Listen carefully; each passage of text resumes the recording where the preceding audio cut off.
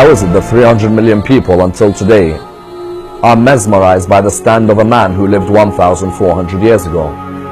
How is it that they are still enamored by the words of this man, fascinated by the stand of this man? How is it that they take this man until today as their role model? Let me set the scene for you in order for us to understand who this man was. 570 AD, Arabian society is fueled with ignorance, with injustice, with tyranny, and with cruelty. This man's grandfather, by the name of Muhammad, rises in Arabia. He is able to alleviate all these forms of injustice. The cruelty is removed. The tyranny is now vanished. He is able to establish principles by which every human being can live, Muslim and non-Muslim alike. 50 years after Muhammad's death, the same ignorance returns. The same injustice is now returned. It's fueled the whole Arabian state. Tyranny everywhere, cruelty everywhere. Racism is now part and parcel of that society. A man must stand. A man must ensure that his grandfather and his message do not die. A man ensures that his grandfather's message remains alive forever. This man is known as Hussain.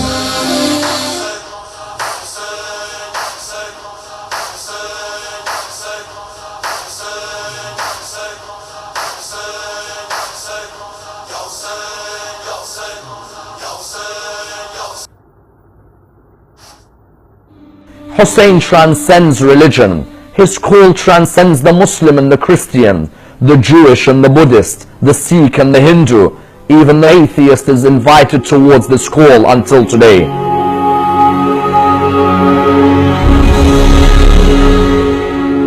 I have left the world for the sake of you, and I have orphaned my children so that I may see you. If they were to cut my body into pieces for you, I would lean for none other but you.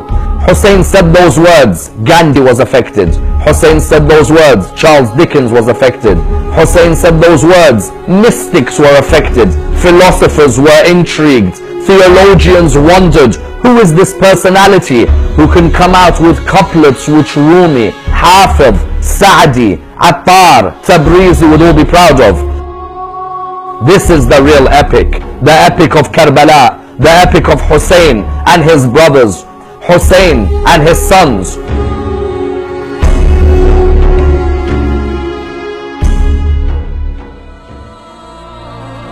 He looks towards his Lord while he lies on the ground. His words reverberate in the heart of every believer. Oh my Lord, what did I find when I lost you? And what did I lose when I found you? If they cut my body into 1,000 pieces, each piece would call out its love for you. That Hussain is the embodiment of patience. That Hussain is the embodiment of dignity. That Hussain is the embodiment of bravery. That Hussain is the embodiment of valor. Today ask yourself, how can you put Hussain in your life? Whether you are Muslim, Christian, Jewish, Hindu, Sikh, atheist, all of you can take Hussain as your role model in life. All of you are able to take this man and his stand as a stand in your life today. If I see oppression in the Middle East or oppression in Europe, if I see oppression in South America or North America or Australasia, I have to ensure that Hussein's cry is a cry against this oppression. Hussein's cry is a cry which ensures that oppression will never be able to be victorious. When all these great mystics and theologians and philosophers, when they all went towards their grave, there was only one man who they remembered. They remembered the stand of Hussain. Try and take the stand of Hussain into your life and allow that stand to remain part of the life of every human being forever.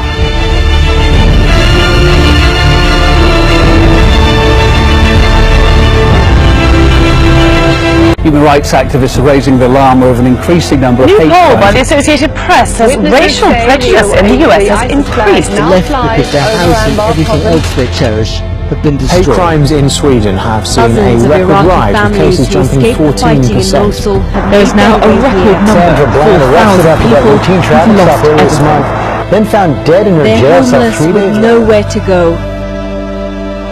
Hussain stood up for truthfulness. He was a leader who sacrificed his life for truthfulness and honesty. Hussain taught millions of people after him that there's only one choice: life with honor. He made out a cry that reverberates throughout centuries. He said, be free in this world.